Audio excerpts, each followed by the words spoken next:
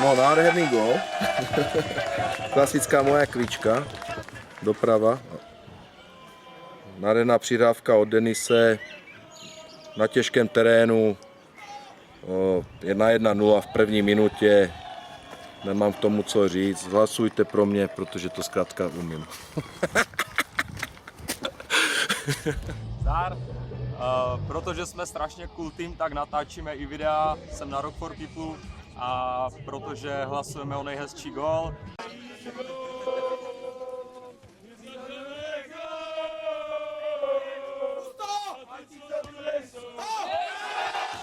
Jsem strašně rád, že tam je můj. Trefil jsem to levasou jak pán, vidíte sami. A doufám, že zrovna já to vyhraju. A teď si jdu užívat místo vás tady tuhle tu parádu. Zdar.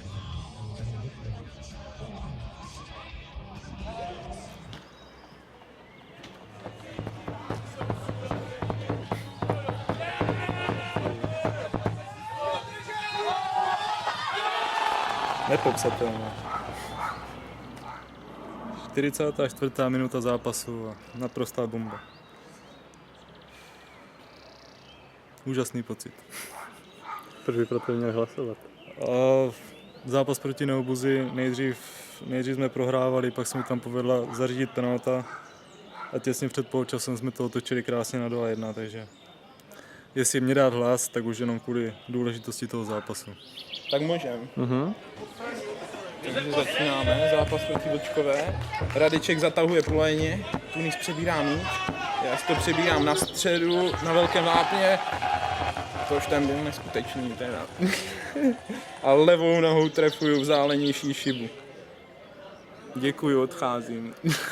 Pokud se vám líbil jeden z těchto gólů, třeba tady tento, tak budu rád za každý hlas. Díky.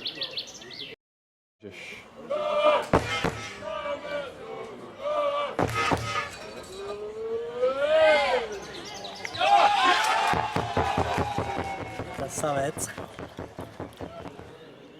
Takže to byl vlastně můj první gól za SK Paseky.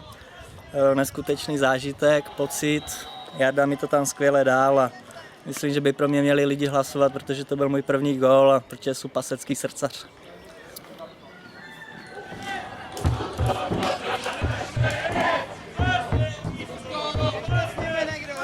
Jo, to byla dobrá hlas. No, ten gol si moc nepamatuju, byla to asi 5. střela v zápase moje a konečně jsem se trefil k tyči, tak myslím, že to bylo proti Vlčkové nebo proti někomu takovému a jeden z mála mojich zásahů za celou sezónu. Nebyla to žádná sláva, ale jsou tady lepší góly.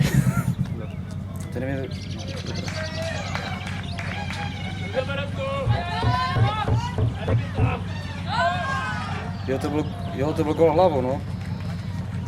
Do poslední chvíle jsem neviděl, jestli je to tyčka nebo břevno, nakonec to tam padlo, ale gól to byl, vyhráli jsme, bylo to hlavní, ale byl bych rád, kdyby se pro mě hlasovali a když pro mě budete hlasovat, pustím vás zadarmo na koupaliště, díky. Na které? Na Panorámu.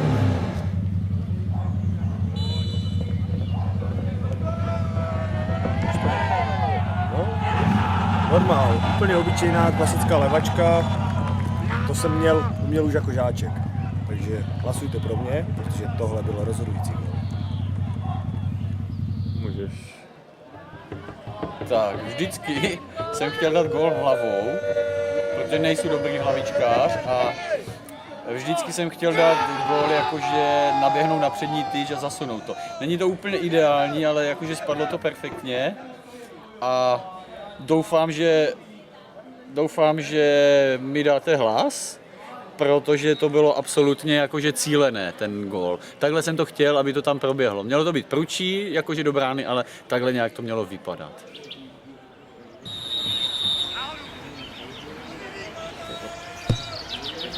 No tak já si myslím, že to byl zápas pěkně na hovno, protože nás bylo málo a byli tam někteří opilí. A to, že jsem dal gól, tak jenom plus pro mě a já si myslím, že to je všechno, co bych tomu řekl a Doufám, že pro mě budete hlasovat.